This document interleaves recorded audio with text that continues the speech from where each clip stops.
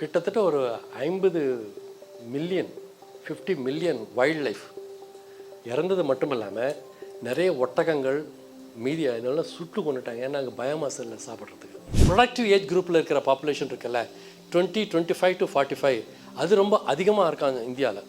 So that is what is called demographic dividend. அதுவும் கம்மியாகிட்டே இருக்குது. இப்போ அது வேறு விஷயம். ஏஜ் பாப்புலேஷன் அதிகமாகிட்டு இருக்கு. அந்த எந்த அளவுக்கு அந்த டெமோக்ராஃபிக் டிவிடெண்ட் அதிகமாக இருக்கோ, எந்த அளவுக்கு பல்ஜிங் மிடில் கிளாஸ் பாப்புலேஷன் இருக்கோ, அந்தளவுக்கு you contribute to consumerism. To that extend you are contributing to your market growth, and to that extent you are generating waste.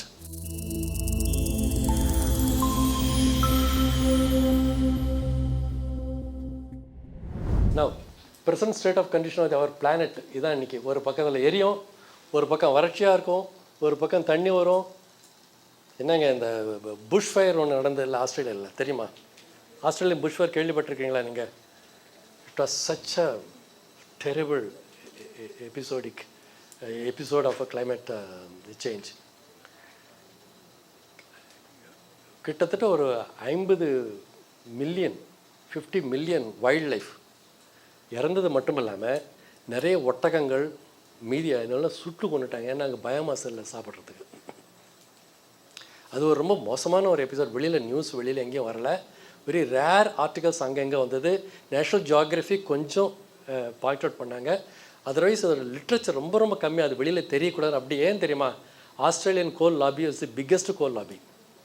அந்த வெளியே அந்த ஆஸ்திரேலியன் புஷ் ஃபயரோட இன்ஃபர்மேஷன் டேட்டா வெளியில் வராமல் அப்படியே அமைக்கிட்டாங்க. அது ரொம்ப மோசமான. ஸோ இந்த மாதிரி ஒரு இந்த புஷ் ஃபயர் ஃபாரஸ்ட் ஃபயர் வந்து அப்படிங்கிறது வந்து நடந்துக்கிட்டே இருக்குது உலகம் முழுக்க. Because of the increasing heat conditions. No current scenario என்னன்னு பார்த்தீங்கன்னா வந்து நம்ம என்ன பேசுகிறோம்? Competitive politics and competitive growth. We are driven by competitive politics and competitive growth. நம்ம வாட்ஸ்அப்பில் அடிக்கடி வருது இல்லை, 10 வளர்ந்த மாநிலங்கள் எது, 10 வளர்ந்த நாடுகள் எது, அதானே இப்போ வருது எங்கே பார்த்தாலும். சைனா வளர்ந்த நாடா, தமிழ்நாடு வளர்ந்த, சென்னை இந்தியா வளர்ந்த நாடா, அமெரிக்காவா சைனாவா, இதை பற்றி தான் நம்ம பேசுகிறோம். இது காம்படிட்டிவ் growth. யார் ரொம்ப வளர்ந்துருக்குறாங்க, எப்படி அந்த வளர்ச்சிங்கிற வார்த்தை வந்தாலே, as I told you before, there's an inverse relationship between natural capital and the growth. So அதுக்கு நீங்கள் நிறைய டேமேஜ் பண்ணுறீங்கன்னு அர்த்தம். So that's what you are talking about.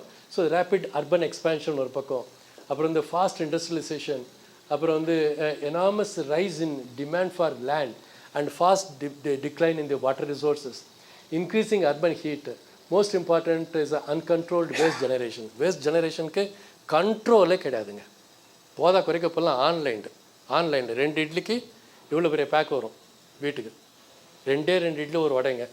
அதுக்கு அதை சுற்றி இதை பற்றி வாட் நான்சென்ஸ் இஸ். ஒரு டிஷர்ட் வாங்கினா அதுக்கு ஒன்று, ஒரு புக் வாங்கினா எவ்வளோ. 25% of waste generation, solid waste generation has gone up because of the online business, increasing online business, and also because of the consumerism. And the consumerism, see, நம்மெல்லாம் we are all very happy about the demographic dividend. Demographic dividend என்ன தெரியுமா? Exactly. Demographic dividend population அதிகமாகுது, சந்தோஷம்தான். ஆனால் இந்த productive age குரூப்பில் இருக்கிற population இருக்குல்ல 25 to 45 அது ரொம்ப அதிகமாக இருக்காங்க இந்தியாவில். So that is what is called demographic dividend. அதுவும் கம்மியாகிட்டே இருக்குது. இப்போ அது வேறு விஷயம். ஏஜ் பாப்புலேஷன் அதிகமாகிட்டு இருக்கு. அந்த எந்த அளவுக்கு அந்த டெமோக்ராஃபிக் டிவிடெண்ட் அதிகமாக இருக்கோ, எந்த அளவுக்கு பல்ஜிங் மிடில் கிளாஸ் பாப்புலேஷன் இருக்கோ, அந்தளவுக்கு you contribute to consumerism. To that extend you are contributing to your market growth, and to that extent you are generating waste. என்னெல்லாம் waste? Solid waste, biomedical waste, liquid waste, industrial waste, as well as nuclear waste. எல்லாம் நம்ம தான் பொறுப்பு. Nuclear waste வந்தால் அதுக்கு நம்ம தான் பொறுப்பு. We are the consumers, don't forget. We are all contributing. So the waste generation is indefinitely going on, and we are all part of it. So and thanks to growth and development and positive energy, எந்த அளவுக்கு நம்ம இந்த energy எந்த அளவுக்கு நம்ம contribute பண்ணுறோமோ through consumerism.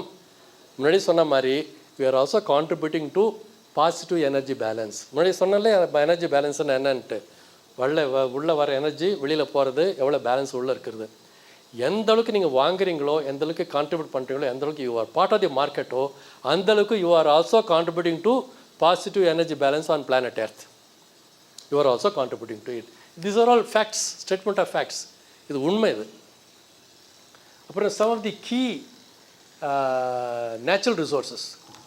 அந்த key இதெல்லாம் ஒரு பக்கம் நடக்குது.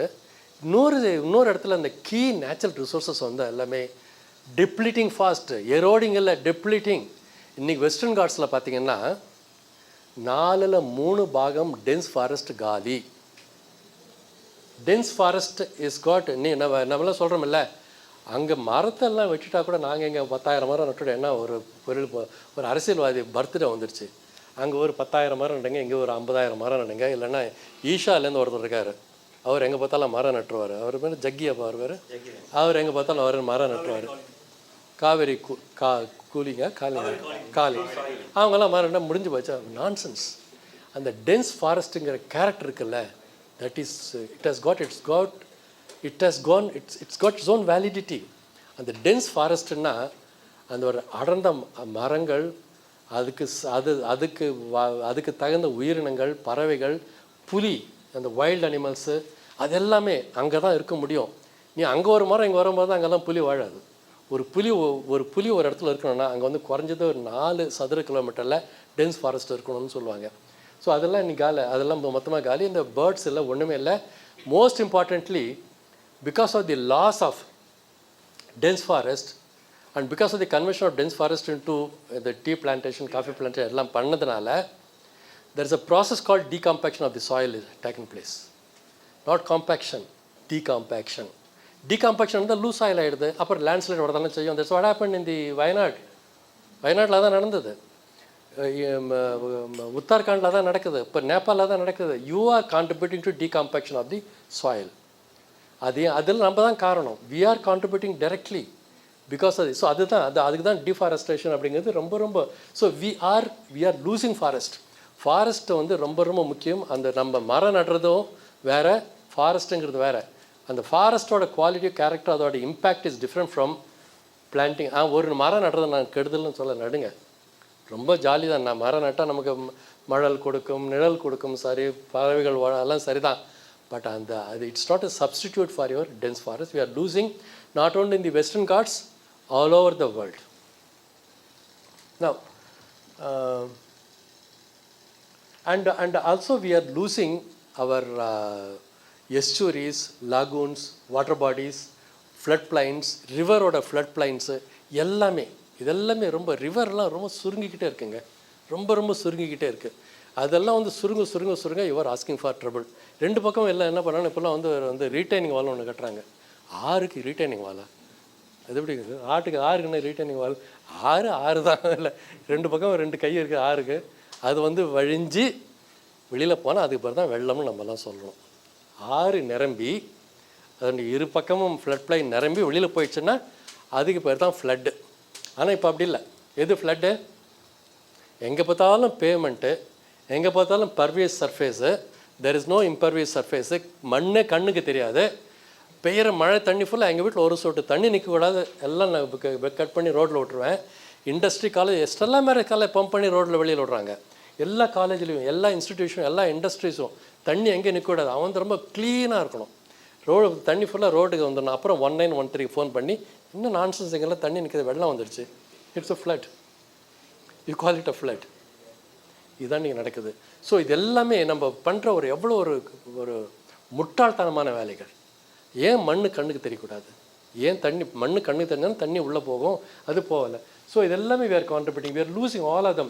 On the whole, we are contributing directly to loss of biodiversity. எந்த அளவுக்கு இதெல்லாம் நம்ம போட்டு மூடி மறைக்கணுமோ, மரங்களை இழப்பது, கடலை இழப்பது, மண்ணை இழப்பது, இதெல்லாம் எந்த அளவுக்கு இழக்கிறோமோ அந்த அளவுக்கு உயிரினங்களை இழக்கிறோம், பயோடைவர்சிட்டி இருக்கிறோம், பாலினேஷன் ப்ராசஸ் ஸ்டாப் பண்ணுறோம். You are all going to really suffer for lack of food and it is going to contribute to food security, food insecurity rather. So absurdity, we are now talking about what is called technology. And the technology அப்படிங்கிறது நம்ம என்ன பண்ணுறோன்னா, எதுக்கு எடுத்தாலும் technology. நான் வந்து technology எக்ஸ்ட்ரீமிஸ்ட்னு சொல்லுவேன். எதுக்கு எடுத்தாலும் technology. Technology is answer for every thing. Array give me answer for the climate change. இவ்வளோ பேசுகிறீங்கல்ல, ஏன் பொல்யூஷன் லோடு இவ்வளோ இருக்குது, அதுக்கெல்லாம் என்ன, வாட் இஸ் யுவர் சொல்யூஷன்? சொல்லுங்கள், வாட் இஸ் யுவர் ஆன்சர்? இவ்வளோ ஒரு ப்ராப்ளம் நம்ம சஃபர் பண்ணுற இதுக்கெல்லாம் என்ன தான் இருக்குது? No technology is going to help to restore all this. No technology is going to help you to restore your ocean. No technology. நான் சொல்கிறேன், பள்ளிக்கரணை மார்ஷ் எனக்கு வேணும் 55 சதுர கிலோமீட்டர். உங்கள் டெக்னாலஜி யூஸ் பண்ணுங்க, கொடுங்க எனக்கு, ஐ வாண்ட் இட் பேக்.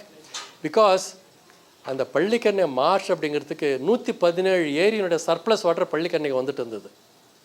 117 ஏரிகளினுடைய உபரி நீர் இந்த பள்ளிக்கரணைக்கு வந்துட்டு இருந்தது. It help by carbon regulation, climate regulation. You tell me, give it to me, where is your technology? So don't ever talk about the climate, the technology, use of technology. You are talking about technology only when you need only to facilitate your market operations. Otherwise you don't. And recall SDG 9. SDG 9 என்ன சொல்லுது? Sustainable Development Goal 9 என்ன சொல்லுதுன்னா, Industry, Innovation and Technology. Industry, Innovation and Technology, SDG 9, Sustainable Development Goal. அங்கே என்ன சொல்கிறாங்கன்னா, be careful about your industrial development. Be careful about your innovation. Be careful about your technology. And use it properly and appropriately. If you don't, it is going to misfire. அப்படின்னு அவங்க caution பண்ணுறாங்க. SDG 9 is very important. But how many people are following it? People அதை அவங்க வேறு மாதிரி interpret பண்ணுறாங்க. SDG 9 promotes industry, promotes technology. No, they are warning you about the use of technology. They are warning you about the expansion of industry. They are warning you about the overuse of the natural capital. அதெல்லாம் அவங்க பண்ணுறதில்ல. Now this is about the world GDP. எவ்வளோ அந்த particular பீரியடுக்கு அப்புறம் 90s 70s 80s அப்புறம் எவ்வளோ ஸ்டீப்பாக மேலே போகுது பாருங்கள் அந்த கர்வு. அதே மாதிரி வந்து வேர்ல்டு எக்கனாமிக் ஃபோரம் வந்து for the first time in fact அவர் 5 இது வந்து க்ரீனில் இருக்குது பாருங்கள். அவங்க அந்த க்ரீனை பற்றி அவங்க பேசவே மாட்டாங்க. இப்போ தான் வந்து for the first time there talking about water use, climate regulation, அதை பற்றிலாம் அவங்க பேசுகிறாங்க. Now this is the SDG goals, 17 goals. இதில் வந்து பார்த்தீங்கன்னா வந்து SDG 6 is about the clean water and sanitation. அது உங்களுக்கு சொல்ல வேண்டியதில்லை, ஏற்கனவே நான் சொல்லியிருக்கிறேன் எவ்வளோ இம்பார்ட்டன்ட் அப்படின்னு. கிளைமேட் ஆக்ஷனை பற்றி அகைன் உங்களுக்கு சொல்ல வேண்டாம், ஏற்கனவே நம்ம பேசியிருக்கிறோம். இதில் ஒரு வார்த்தை மட்டும் நான் சொல்ல விரும்புகிறேன். ஆரம்பத்தில் வந்து 90s வந்து பேசப்பட்டதை வந்து வார்த்தை வந்து கிளைமேட் சேஞ்ச் மட்டும்தான். அந்த வார்த்தை, அந்த ஜார்கன்ஸு எப்படி மாறிட்டே வருது பாருங்களேன். எப்படி வருது பாருங்கள். Climate change, climate management and mitigation, climate action and climate neutral and climate mitigation and climate what is it? Climate resilience, climate crisis, climate refugees, climate emergency, climate catastrophe, collapse, loss, campaign. We are not talking about existential problem. Groundwater is again very important. Groundwater பற்றி ஒரு சின்ன விஷயம் மட்டும் சொல்லிடுறேன் நான். இன்றைக்கி வந்து நம்மளாம் நினச்சிட்ருக்குறோம் கிரவுண்ட் வாட்டர் தான் வந்து பூமி கடியில் இருக்கிற தண்ணி தானே அப்படின்ட்டு நம்ம நினைக்கிறதெல்லாம் வந்து விவசாயத்துக்கு வந்து நம்ம காவேரி ஆறோ இல்லை வைகை ஆறோ இல்லை இந்தியாவில் இருக்கிற ஆறுகள் தான், குளம் குட்டைகள் ஏரிகள் தான் வந்து பாசனம் கொடுக்குதுன்னுட்டு ஒரு உண்மையை நிலவரம் சொல்கிறேன். 70% 70% of gross cropped area is irrigated by ground water. 70%. And 80% of drinking water comes from groundwater. இப்போ இங்கே இருக்கிறவங்க இங்கே நம்ம என்ன தண்ணி, இந்த ஆற்று தண்ணியாக கிடைக்குது இங்கே. 80% of your drinking water comes from groundwater. And 90%, sometimes even almost 100% of water that you need for industry comes from groundwater. நம்ம growth டெவலப்மெண்ட்டை பற்றி பேசுகிறோமே, இந்த groundwater இல்லைன்னா economy will collapse. Entire economy will collapse if you don't have the groundwater. But அந்த groundwater நம்ம என்ன பண்ணிகிட்ருக்குறோம், எப்படி recharge பண்ணுறோம்? ஏதோ ஒரு பேச்சு வாக்கில் ground water recharge, rain water harvesting structure அப்படின்னு நம்ம ஏதோ பேச்சு வாக்கில் அப்படி பேசிகிட்டு இருக்கிறோமே தவிர ஒரு கான்ஷியஸ் எஃபர்ட் இது வரைக்கும் எடுக்கலை. டுடே பெய்கிற தண்ணியில் சர்ஃபேஸ் ரன் ஆஃப் எவ்வளோ தெரியுங்களா? அட்லீஸ்ட் இந்த சிட்டிஸ் பெய்கிற மழை தண்ணி 95% surface runoff. 95% surface runoff. அதில் மீதி இருக்கிற 5% எவ்வளோ பூமிக்குள்ளே போகுதுன்னு நமக்கு தெரியாது. ஏன்? சிமெண்ட் போட்டு எல்லாத்தையும் மூடிட்டோம், உள்ளே இறங்குறது வழியே கிடையாது. நீங்கள் எப்படி ஆர்டிஃபிஷியல் ரீசார்ஜ் பண்ண போகிறீங்க, எங்கே பண்ண போகிறீங்க, what are going to be your nature based solutions? Nobody knows. There are no policy action. CMD என்னென்ன புதுசெல்லாம் கண்டுபிடிக்கிறாங்க இப்போ தெரியுமா? புதுசாக கண்டுபிடிக்கிறாங்க. அப்படி பண்ணுங்க. ஸ்பாஞ்ச் பார்க்கு கன்ஸ்ட்ரக்டட் இருக்கிற வெட்லேண்டெல்லாம் விட்டுடுவாங்களாம். இப்போ வெட்லேண்டை கன்ஸ்ட்ரக்ட் பண்ண போகிறாங்களாம். 3600 ஏரியா விட்டுட்டாங்க. கிண்டி நேஷ்னல் பார்க் ரேஸ் கிளப்பை வந்து அந்த நிலத்தில் வந்து ஒரு 4 குளம் வெட்ட போகிறாங்களாம். என்னதுங்க இது? க்ரீன் ட்ரிபியூனல் சொல்லி இல்லை, அது கூட பண்ண மாட்டாங்க. எப்படி ஒரு மோசமான ஒரு மைண்டு பாருங்களேன். அப்படியே தூக்கு போட்டுக்கலாமா இருக்குது இந்த மாதிரி ஒரு பாலிசி மேக்கர்ஸ் எல்லாம் யோசனை பண்ணும்போது. கேவலமாக இருக்குது, அசிங்கமாக இருக்குது. எத்தனை ஏரியா நாசம் பண்ணிவிட்டு போட்டு பல்லாவரம் நீங்கள் பள்ளிக்கரணிலேருந்து போகும்போது நீங்கள் பள்ளிக்கரணிலேருந்து பல்லாவரம் போகிறது ரேடியல் ரோடு இருக்குல்ல, அந்த ரேடியல் ரோடு போனீங்கன்னா ஒரு கிரிமினல் ஆக்ட் நடந்திருக்காங்க. என்ன கிரிமினல் ஆக்டு? பல்லாவரம் ஏரிக்குள்ளே ரோடு. ஒரு ஏரிக்குள்ளே ரோடு பொறுத்து உங்களுக்கு யாருங்க அவ்வளோ தைரியம் கொடுத்தது? யார்? அதில் என்ஓசி கொடுப்பாங்க, நோ அப்ஜெக்ஷன் சர்டிஃபிகேட்டை. யார்? Water resources department. No objection, go ahead. Water resource department will give you no objection certificate, so you can lay your road. It's a highway. இவ்வளோ பெருசு. மீதி இருக்க 2 பக்கமாக தண்ணி இருக்குது, அது 2 பக்கம் குப்பை தான் இருக்குது. ஃப்ரெண்ட்ஸ், ஒரு ஏரியை உருவாக்கிறது அவ்வளோ ஈஸியும் இல்லை. ஒரு ரோடு போடலாம், 100 அடுக்கு மாடி கட்டலாம், என்னெல்லாம் கட்டலாம், ஐடி கரெக்டாக உருவாக்கலாம். ஒரு ஏரியா உருவாக்க முடியாதுங்க, இம்பாசிபிள். ஏரி இஸ் ஏரி, லேக் இஸ் லேக். பிகாஸ் அந்த இடத்துல மட்டும்தான் அந்த ஏரி உருவாக முடியும். Because that's watershed. அது வாட்டர் ஷெட், அங்கே மட்டும்தான் ஏரி உருவாக முடியும். அங்கே மட்டும்தான் தண்ணி வரும், அந்த தண்ணி அங்கே தான் வந்து நிற்கும். அவ்வளோதான். என்ன தைரியத்தில் உங்களை நீங்கள் இது பண்ணுறீங்க? வெஸ்டர்ன் கண்ட்ரியில் என்ன பண்ணுவாங்க? டச் பண்ண மாட்டாங்க, அது எலிவேட்டட் ரோடு போடுவாங்க. இப்போ கண்ட இடத்துல ஃப்ளைஓவர் கட்டுறீங்கல்ல, அங்கே ஃப்ளைஓவர் கட்டிருக்கலாமில்ல. இதுதான் நீங்கள் நடக்குதுங்க. எங்கே பார்த்தாலும் ஏரியா ஆக்கிரமிப்பு, பில்டிங்கு, இல்லைன்னா அது ரோடு, ஏதோ ஒன்று பண்ணிவிட்டு. ஸோ இந்த மாதிரி வந்து நேச்சுரல் ரிசோர்ஸை நம்ம வந்து ரொம்ப கொஞ்சம் கொஞ்சமாக நம்ம வந்து இது பண்ணிகிட்டே இருக்கிறோம். அதனால் வந்து கிரவுண்ட் வாட்டர் ரீசார்ஜ் இல்லை. இதெல்லாம் கிரவுண்ட் வாட்டர் சோர்ஸ் ஆஃப், இதெல்லாம் கிரவுண்ட் வாட்டர் சோர்ஸ், இதெல்லாம் விட்டுட்டு artificial recharge, natural based solutions. ஏப்பா ஏரி நேச்சுரல் பேஸ்டு சொல்யூஷன் இல்லையா? அன்நேச்சுரல். அது இஸ் இட் அன்நேச்சுரல் சொல்யூஷன்? இதில் புதுசாக என்பிஎஸ் ஒன்று கண்டுபிடிச்சிருக்கிறாங்க, நேச்சுரல் பேஸ்டு சொல்யூஷன் அப்படின்ட்டு. எப்படியெல்லாம் மக்களை ஏமாத்துறாங்க பாருங்கள். ஸோ அப்புறம் வந்து லைஃப் ஆன் லேண்ட், இதெல்லாம் தெரியுங்க உங்களுக்கு. ஒரு விஷயம் மட்டும் சொல்கிறேன், human constitute just 0.01% of all life on earth. உலகத்தில் இருக்கிற, பூமியில் இருக்கிற எல்லா உயிரினங்கள்லேயும் மனித இனம் எவ்வளோ கான்ஸ்டிடியூட் பண்ணுதுன்னா 0.01% தான். அவ்வளோ டைனி, நம்ம ஒரு டஸ்ட்டு மாதிரி இந்த பூமியில். ஆனால் நம்ம எவ்வளோ அழிச்சிட்டோம்?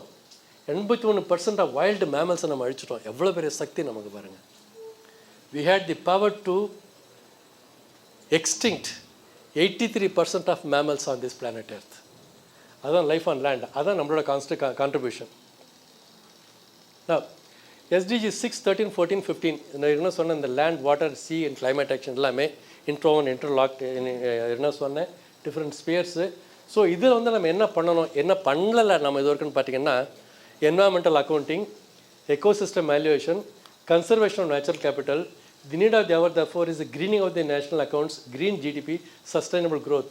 Look for projects for which we can coexist with nature. இதுதான் நமக்கு தேவை. What is environmental accounting? என்ன இப்போ நம்ம பண்ணுறதெல்லாம் வந்து வெறும் ஜிடிபி தான், க்ரோத், எக்கனாமிக் அக்கௌண்டிங் தான்.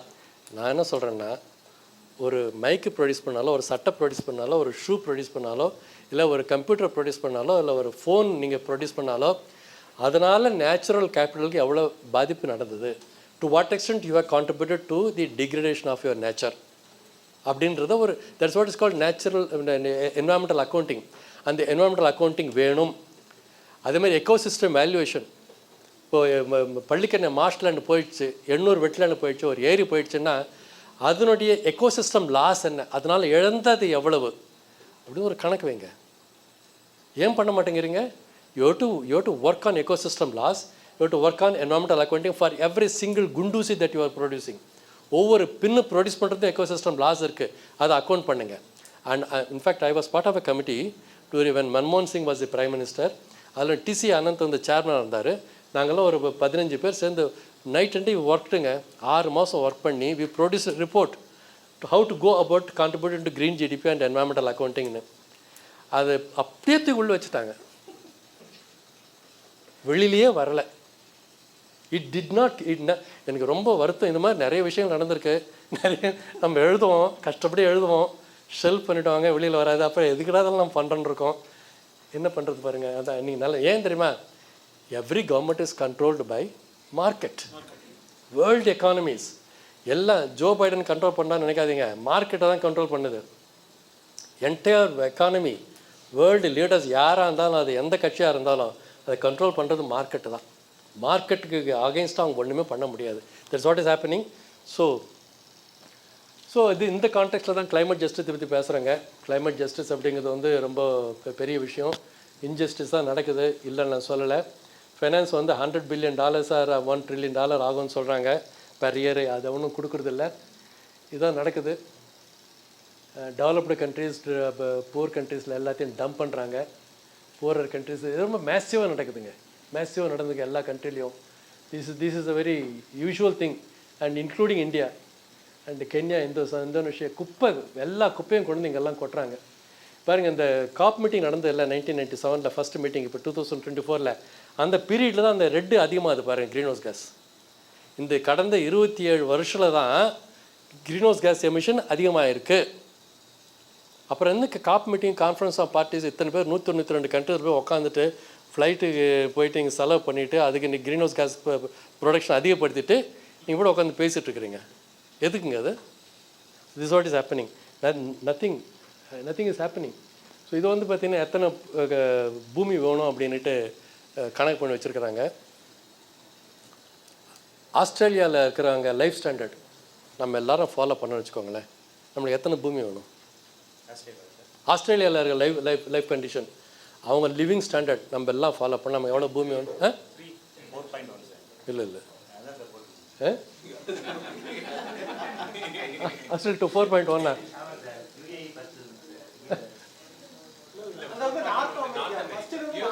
நார்த் அமெரிக்கா, ஆஸ்திரேலியா இல்லை ஆஸ்திரேலியா, ஆஃப்ரிக்கா 0.8. ஆமாம், 4.1. சரி. ஆஸ்திரேலியாவில் இருக்கிறவங்க போல் நம்ம இருக்கிற 4 பூமி தேவை. ஈஸ்ட் ஆஃப்ரிக்கா, வெஸ்ட் ஆஃப்ரிக்காவில் இருக்கிறவங்கள போல் பூமின்னா நமக்கு எவ்வளோ? 0.4 பூமி தேவை. நம்மளை போல் லைஃப் ஸ்டாண்டர்டு உலகத்தில் இருக்கிறவங்களாம் ஃபாலோ பண்ணால் 0.7 பூமி. ஓகே, இங்கே தான் கிளைமேட் ஜஸ்டிஸ் வேலை செய்யுது. இதுதான் கிளைமேட் ஜஸ்டிஸ் சொல்கிறோம். கஷ்டப்படுறது ஃபுல்லாக நம்ம ஆனால் ட்ரம்ப் என்ன தெரியுமா சொன்னார்? என்ன கிளைமேட் சேஞ்ச் இப்படி பண்ணுறீங்க? இந்தியாவில் இருக்கிற ரொம்ப நிறைய சாப்பிட்றாங்க அவங்க. They are big eaters, so they contribute to climate change அப்படின்னு. Stupid man, absolutely stupid man. விஷயம் இல்லை, தெரிஞ்சதோட தெரியாமல் சொல்கிறதா தெரியல. This what is happening. They do all the damage and transfer the burden on our head and we are paying a huge price. எங்கே most vulnerable sections of the population எங்கே இருக்கிறாங்கன்னா India and south Asia, east and west Africa, அப்புறம் தான் even south America. அதுக்கு அப்புறம் தான் இங்கே தான் most vulnerable sections of the population இருக்கிறாங்க. Particularly because we got 7,600 kilometre coastal length. அந்த கோஸ்டல் சைடில் இருக்கிற பாப்புலேஷன் எல்லாமே நிறைய பேர் பாதிக்கப்பட போகிறாங்க. மால்டீவ்ஸ் காணாமல் போயிடும், ஸ்ரீலங்கா கூட காணாமல் போயிடுங்கிறாங்க. சைனா, இந்த இந்தியா தமிழ்நாடு பார்த்திங்கன்னா 1067 கிலோமீட்டர் நீளம் coastal length, including Pondicherry. Vulnerable zone is very high. என்னோட ரிசர்ச் படி நாகப்பட்டினம் டிஸ்ட்ரிக்ட் கடலுக்குள்ளே போயிடும். This my own finding. And Goa அதிகமாக பாதிக்கப்படும். இப்படி நிறைய இடங்கள் மிக மோசமாக பாதிக்கப்படக்கூடிய இடங்கள் இருக்குது. ஆனால் நம்ம கிளைமேட் சேஞ்சுக்குன்னு கான்ட்ரிபியூட் பண்ணுறது கம்மி. நம்மளோட பாப்புலேஷன் அதிகமாக தவிர per capita emission is still very low, insignificant, not a big deal. So the key questions are, what should governments do? Government என்ன பண்ணணும், அதை நம்ம அதிகமாக சிந்திக்கணும், செய்ய வைக்கணும். நீங்களும் நானும் என்ன பண்ணணும், நான் என்ன பண்ணணும் அப்படின்னு நான் செஞ்சிட்ருக்கிறேன். இதுதான் என்னால் செய்ய முடியும். பேசத்தான் முடியும், படிக்கிறது எல்லாத்தையும் செய்ய முடியும். நீங்களும் செய்யுங்க, எல்லாத்தையும் கொண்டு போய் சேருங்க. இந்த விஷயம் எல்லாருக்கும் தெரியட்டும், மக்களுக்கு தெரியட்டும். ஸோ இந்த இந்த இந்த விஷயங்கள் நம்ம கவர்மெண்ட்டுக்கு சொல்கிறோம் என்னென்ன செய்யணும் அப்படின்ட்டு. நான் நிறைய சொல்லியிருக்கிறேங்க என்னென்ன செய்யணும் அப்படின்ட்டு, எழுதியும் கொடுத்துருக்குறேன், செய்ய மாட்டேங்கிறாங்க. Rainfall accounting, water budgeting, ecosystem valuation, environmental accounting, இதெல்லாம் அரசாங்கம் கண்டிப்பாக செய்ய வேண்டும், செய்ய மாட்டேங்கிறாங்க. அப்புறம் வந்து கடைசியாக நான் சொல்ல வருது என்னென்னா, need of the hour is the greening of the national accounts, greening GDP and sustainable growth. Look for projects in which we can coexist with nature. Therefore, friends, the time is up. we have almost reached the tipping point. இந்த இதை பார்த்தீங்கன்னா வந்து stop climate change before it changes you அப்படின்னு. இது என்னோடதில் WWF world wide ஃபண்டுன்னு ஒரு ஆர்கனைசேஷனுக்கு அவங்க estimate பண்ணுறாங்க. இதே ரேட்டில் போனால் இன்னும் 100 வருஷத்தில் 150 வருஷத்தில் மனிதனுடைய முகம் எப்படி மாறும் அப்படின்னு. இது இன்க்ரீசிங் டெம்பரேச்சர்னால இந்த மாதிரி மாறத்துக்கு வாய்ப்பு இருக்குங்கிறாங்க. எப்படி இருக்குது நம்ம முகத்தை கொஞ்சம் நினச்சி பாருங்களேன். உங்கள் முகத்தை நினச்சி பாருங்கள். கஷ்டமாக இருக்குல்ல? என்னமா அப்படி தான் மாறும் அப்படிங்கிறாங்க.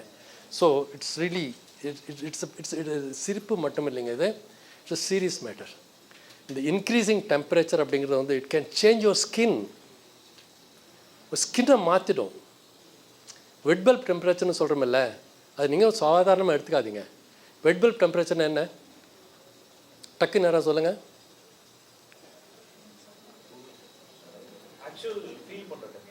சரி, வேறு யாராவது? டக் டக் 1 minute தான் டைம் இருக்குது நமக்கு. ஹியூமிடிட்டி இன்க்ரீஸ் ஆகுது, அதனால சரி. அப்புறம் நெக்ஸ்ட்டு இல்லை, நீங்கள் இல்லை நீங்கள் புரிஞ்சுக்கணும், ரொம்ப முக்கியமான விஷயம். வெட் பல்ப் டெம்பரேச்சர் அப்படிங்கிறது என்னன்னு கேட்டிங்கன்னா, சூரிய வெளிச்சம் மேலே படும் பொழுது, வெயில் அதிகமாகும் பொழுது நமக்கு வேர்த்து கொட்டும். வேர்த்து கொட்டுது இல்லை?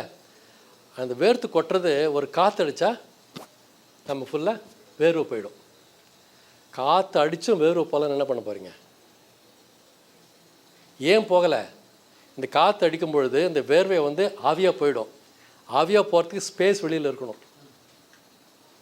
அப்போது வெளியில் போயிடும். வெளியிலையும் ஃபுல்லாக தண்ணி இருந்தால் எப்படி வெளியில் தண்ணி இருக்குது அட்மாஸ்ஃபியரில்?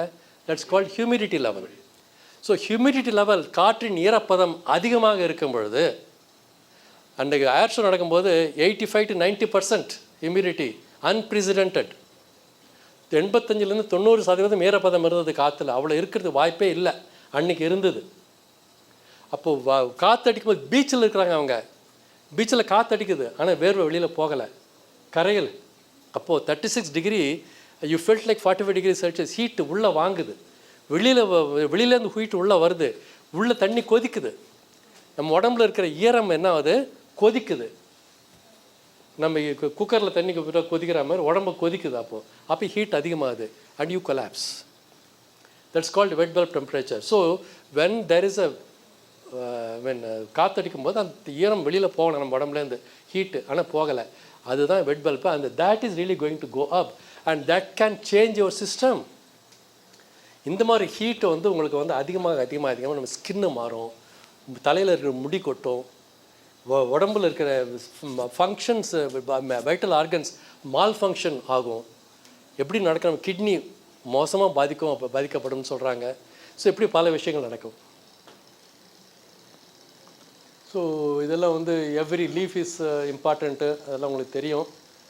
வாட்டர் பாட்டில் தெரியும். ரெடியூஸ், ரீயூஸ், ரீசைக்கிள், ரீதிங்க், இதெல்லாம் நம்ம பேசிகிட்டே இருப்போம், ஆனால் பண்ண மாட்டோம். Protect the planet, not profit. It's your only home, save it. And the future is in our hands. Stop here. Thanks.